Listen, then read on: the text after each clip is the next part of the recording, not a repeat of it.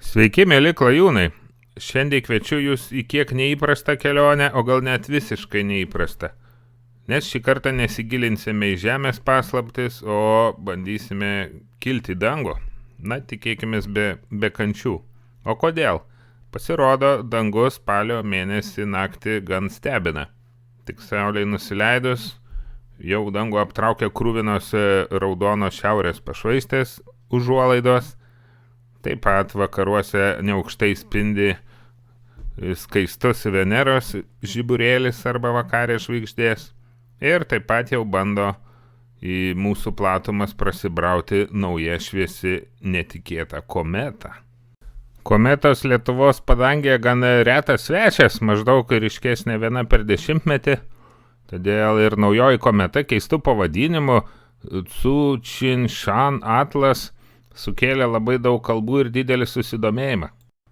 Ji buvo atrasta tik pernai, tai yra 2023 metais, ir dabar priartėjusi prie Saulės ir Žemės pasipuošė ilga uodega ir kelia kraupią baimę.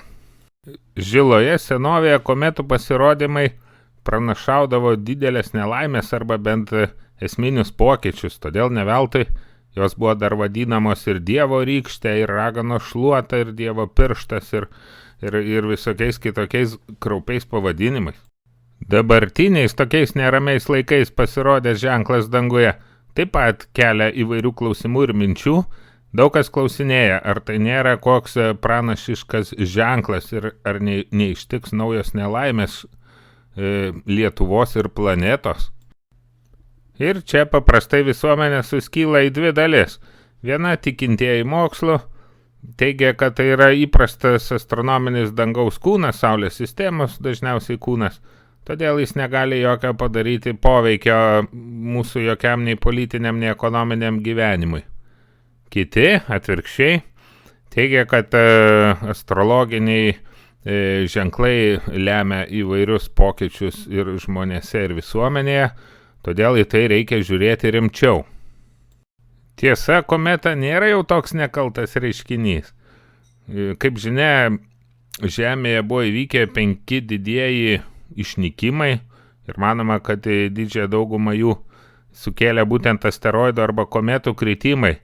O atsiminus visai net neseniai įvykusius įvykius 1908 metais Sibire sprogęs vadinamas Tungusko meteoritas, kuris tikriausiai buvo kometa.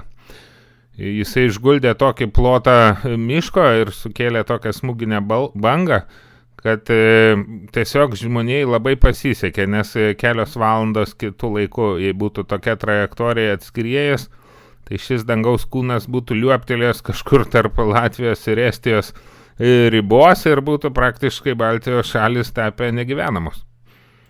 O kai Žemė skriedama savo orbitą kerta kokios nors anksčiau praskriejusios kometos orbitą, tai jos likusios dalelės, smiltelės ar ledo trupinėliai krenta į atmosferą, įkaista, dega ir mes matome meteorų lietų arba krentančių žvaigždžių lietų.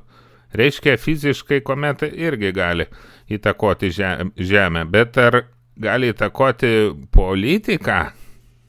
Ir panagrinėjus istorinius šaltinius, toks įtarimas kyla, kad vis tik gali kažkokiu būdu, kad nėra čia tie du poliai juoda balta, o yra dar 49 pilki atspalviai. Pabandysiu pasižvalgyti, pasidalinti savo įžvalgomis ir manau, kad pasibaigus laidai turėsite daug minčių. Kaip pavyzdį paimsime keletą žymesnių didžiųjų kometų. 44 metais prieš Kristų ryški kometa kaip reikiant išgąsdino Romos imperijos gyventojus. Tuo metu dar Romos Respublikos, jeigu tiksliai kalbant. Ir ji dar vadinama Julijaus Cezariaus kometos vardu. Kodėl? Ogi todėl, kad tais metais buvo žiauriai nužudytas senate Romos valdovas Julijus Cezaris. Tas kometos pasirodymas taip paveikė Romos gyventojus, kad vėlesnysis valdovas Cezario sūnėnas Augustas Oktavianas netgi leido monetas būtent su Cezario kometos vaizdu. Atrodytų viskas aišku, Praskriejo kometa, išpranašavo blogus dalykus ir mirė Cezaris. Tačiau ne viskas taip paprasta.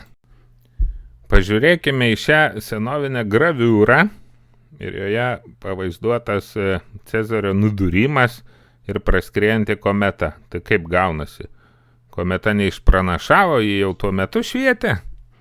Dar gražesnis kabutėse vaizdas pasidaro, kai panagrinėjai datas, pasirodo kometa apskritai atskriejo jau po Cezario mirties, tai nieko neišpranašavo iš tikro. Tai lyg ir mitas sugriautas, betgi vėl nepaskubėkite. Augustas Oktavianas pasinaudoja kaip senas šuleris puikiai šią kortų kombinaciją ir pareiškė, kad kometa iš tikro išsinešė Cezarį į dangų, į pas dievus ir kad Cezaris buvo dieviška būtybė, o jis kaip giminaitis irgi yra iš dievų. Ir štai nuo tada atsiranda jis pirmasis imperatorius ir imperatorius dievinamas, garbinamas kaip dievas. Štai kaip jisai pasinaudoja tą kometą, kuri lyg ir nenužudė Cezario, bet poveikis toks, kad pakeitė visą pasaulio istoriją toliau. Kita kometa 1456 metų yra jau siejama su Osmanų veržimosi į Europą. Tiesa, kertinis įvykis jau buvo įvykęs prieš 3 metus iki jos pasirodymo, tai Konstantinopolio, rytų Romos imperijos sostinės žlugimas 1453 metais. Tačiau vakarai pražiopsoja tokį įvykį ir laiku neatsiuntė pagalbos, nuščiuvę laukia, kas bus toliau. Ir kai pasirodė kometa, išsigandęs popiežius Klimentijus III ją netgi ekskomunikavo, tai yra prakeikė. Ir kai įsiveržė šitie osmanai į Serbiją, liepė gausti visiems bažnyčios varpam ir Belgrado apsiaustis osmanam nepavyko, jie laikinai atsitraukė, nors vėliau grįžo, bet jau vakarai popiežių raginami buvo pakankamai vieningi ir per kelis šimtus metų galų gale pasiekė pergalę. Čia buvo pavyzdžiai, kaip kometos jau po įvykių yra priskiriamos tam tikriem istoriniam veiksniam, tačiau yra ir tokių ir pranašiškų buvo kometų. Ta pati osmaniška kometa, kuri buvo nekas kitas kaip periodinė Halio kometa, skriejo virš Europos ir 1066, tai čia tokiais giliais viduramžiais. Ir jau tada vienuoliai rašė, kad bus didelė nelaimė. Ir akurat už kelių mėnesių normanai išsilaipina Anglijoje ir užkariauja Britaniją. Dar yra teigiama, kad tiek ir osmaniškoji 1456 metų kometa ir po to dar sekusios kelios didžiosios kometos tiek prigazdino senąją Actekų civilizaciją, kad jie baugiai laukė ir kai jau atplaukė ispanai, tai buvo vienas veiksnių, kodėl jie taip drebėjo ir nepasipriešėjo 1000 kart mažesniai kariuomeniai.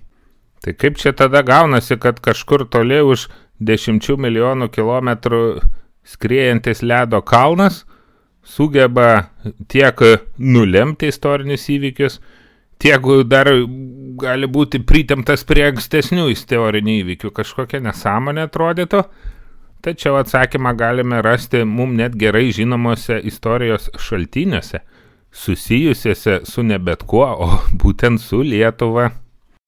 Mūsų kaimynas, Lenkų rašytojas, Nobelio literatūros premijos laureatas Henrikas Sinkievičius XIX amžiaus pabaigoje viename iš savo žymių romanų Tvanas aprašinėjo įvykius nutikusius abiejų tautų respublikoje 17 amžiaus viduryje, viename iš apie pačius juodžiausius mūsų istorijos puslapius, apie kazokų sukilimus, Maskvos ir švedų įsiveržimus. Čia aš truputį pacituosiu, vertimas gan laisvas, nesupykite. Taigi rašytojas taip rašė. 1647 metai buvo tie keisti metai, kai įvairūs ženklai danguje ir žemėje skelbė apie kažkokias būsimas nelaimės ir neįprastus įvykius.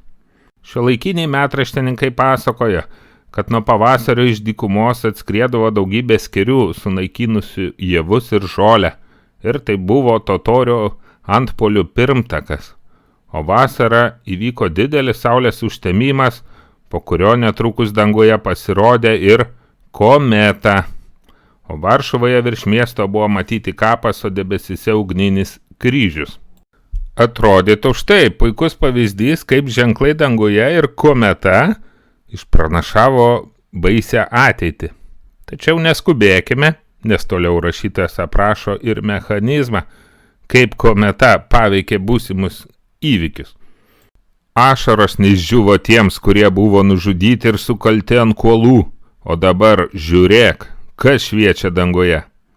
Čia Chmelnickis pro langą parodė į liepsnojančią kometą. Dievo pyktis, Dievo rykštė. Ir jei aš turiu būti Dievo rykštė žemėje, tada tebūnie tokia Dievo valia. Aš prisimu naštą ant savo pečių. Tai pasakęs, jis pakėlė ranką virš galvos ir atrodo užsiliepsnojo kaip didelis keršto fakelas. Taigi, kaip matome, čia ne kometa kažką atspėjo, o žmogus, Bogdanas Chmelnickis, kazokų vadas, įžiūrėjo ženklą jam ir pradėjo sukilimą.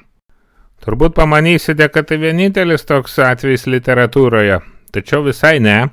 Adomas Mickevičius, žymus lenkų ir lietuvių poetas, savo žymiausioje poemoje Ponas Tadas, taip aprašo įvykius Lietuvoje 1811 metais. Šiandien jau visi įdėmiai tik žiūrėjo į naują svečią, kurs padangėje blizgėjo. Kometa buvo ir turėjo baisų dydį. Ji pasirodžius vakaruos į šiaurę skrido. Rausvai jį apverstus ratus žvairuoja, lik žvalgos ar Liuciferis dar jais važiuoja.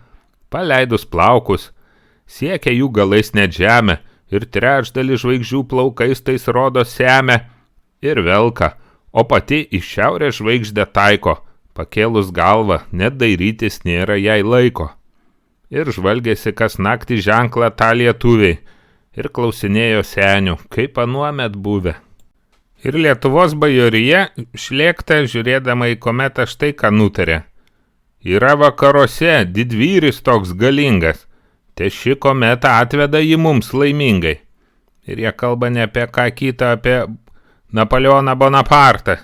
Visa Europa mato tą kometą ir laukia Napoleono žygio į Rusiją, kad nubaustų carą, kad nesilaiko sutarčių.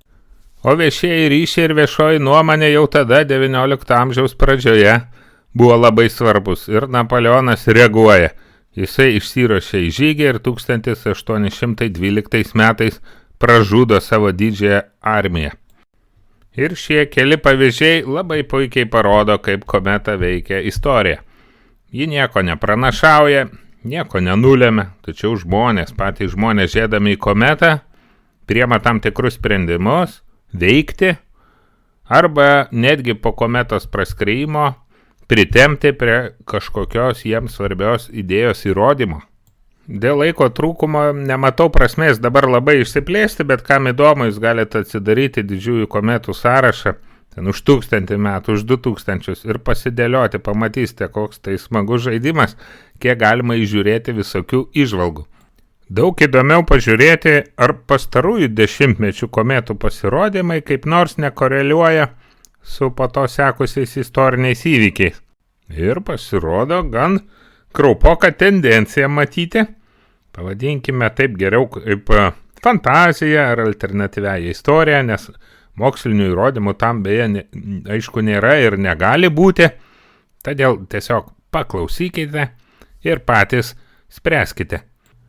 1996 metais ir iškart po to sekančiais metais, 97 praskrieja pro žemę dvi labai ryškios plika akimi matomos kometos, tai Hekutakė ir Helbopo kometa.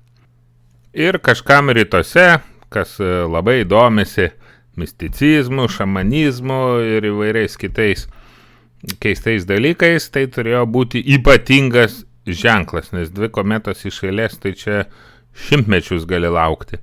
Ir tas kažkas pradeda veikti.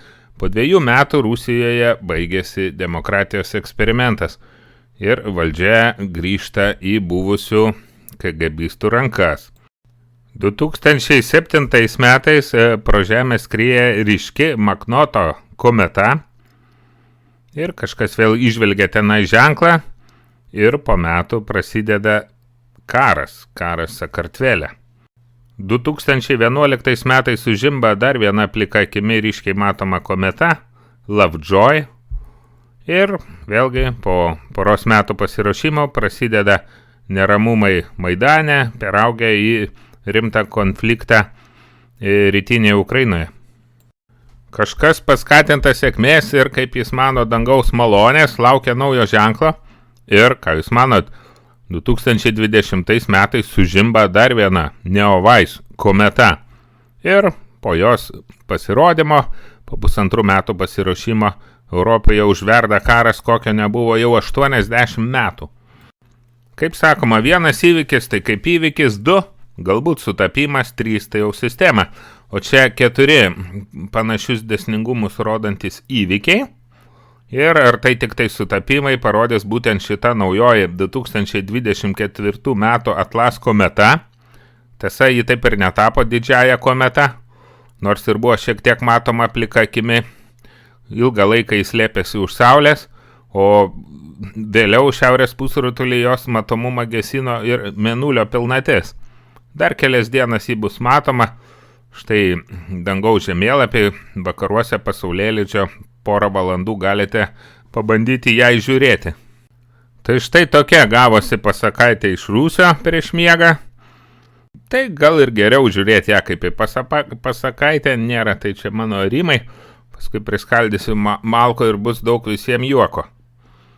Kol kas iki, geriau susitelkime į keliones.